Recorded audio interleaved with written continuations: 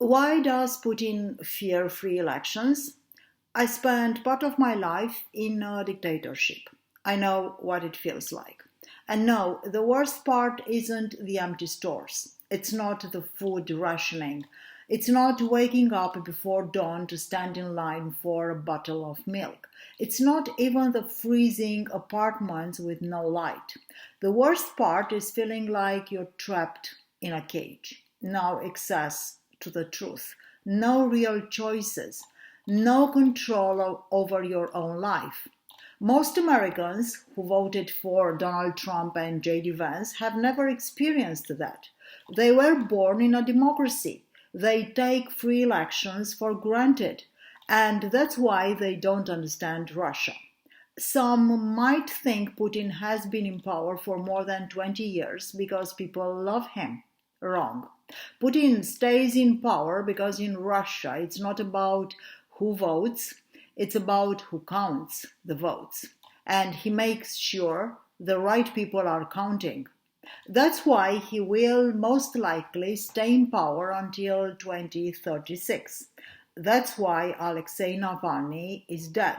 That's why journalists and political opponents are assassinated in Russia. That's why Russians get arrested for leaving flowers at Alexei Navalny's grave. But Trump and Marco Rubio aren't asking Putin when his term will end. They're only asking that question about Zelensky. Ignorance? No. Neither Trump nor Rubio are that naive. But Trump seems jealous of Putin's control. He's already testing the waters, posting King Trump image on the White House website.